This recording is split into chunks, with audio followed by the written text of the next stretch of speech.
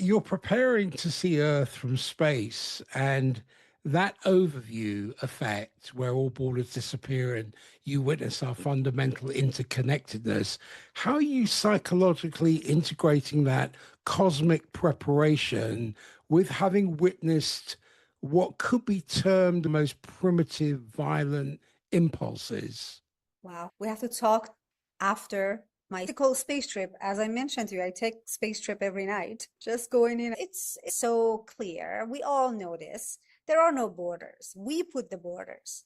Human put the borders. Earth didn't come with borders. Earth just offered itself whole and beautiful. It's so much to offer. Then we started putting borders, building them. So we are one. We are interconnected. One thing that happens almost every day or every other day in my life, because I travel a lot, is that sometimes I travel 4 or 5 countries a month, or within the United States, I'm constantly traveling. So I get approached a lot. People come and say they see something interesting, but they don't know where to put their fingers. They're like, "Where are you from?" And I say, "Earth." They're like, "Huh?" I'm like, "Earth." They're like, "Where is that?" I spell it out for them. They're like, "Oh, South America?" Like, for me to even say Earth, it takes a long time for them to understand. I understand I do have an accent. If they want to go deep in the conversation, then we go there. They're like, because we are one. Because the first question should not be, how can we separate from each other? How can I separate you from me? By saying, you are from there, I am from here. Let's start from what binds us. I'm from Earth. And then somebody else usually say, oh, I'm from Earth too. I'm like, great. I thought you looked familiar. We are from the same place.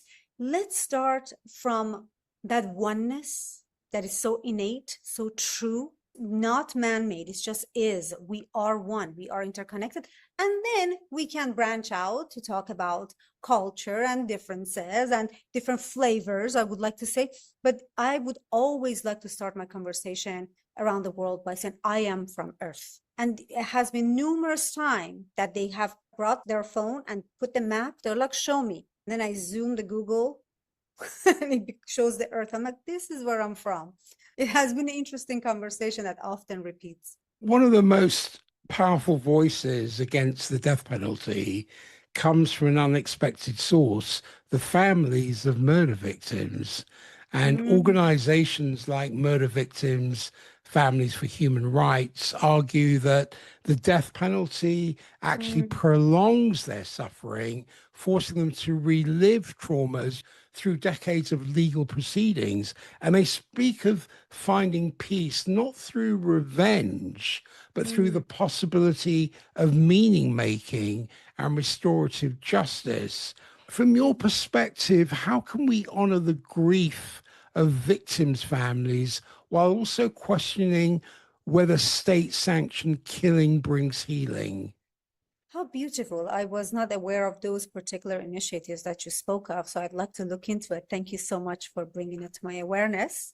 Yes, I can not even begin to imagine what is it that they are going through because I haven't experienced that myself firsthand to speak about it. However, from the gentleman that I spoke with inside of San Quentin, he told me the reason that he's no longer on death row is because the victim's family are against the death penalty. To me, that was the first connection. So I see that is resulting in better outcome just for the gentleman that I met. I cannot imagine that prolonging brings any additional healing. Again, as you said, it feels like a revenge, and revenge is never accomplished further in human civilization, as we can see. There are many victims' families who have found peace through forgiveness and life sentences than through executions. And this paradox illuminates what's called the transcendent function, which means psychological ability to hold opposites in creative tension. Because true healing often requires transcending the either or thinking of revenge versus forgiveness to find a both and solution. I've seen that victims' families who oppose the death penalty have Mm, activated what's called soul making.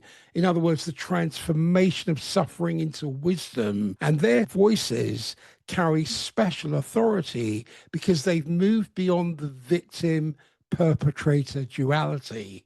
How beautiful. Right? Thank you for that share. I can only imagine the amount of growth they were open to receiving through this incident. Either side fully transformed that. That's very rewarding.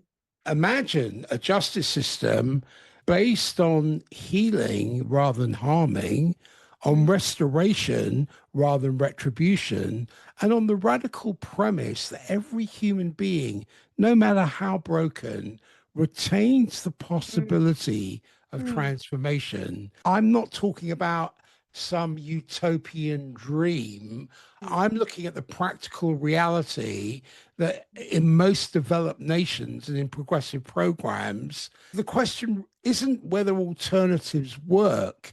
The question is, do we have the collective courage to choose mm, healing mm. over revenge?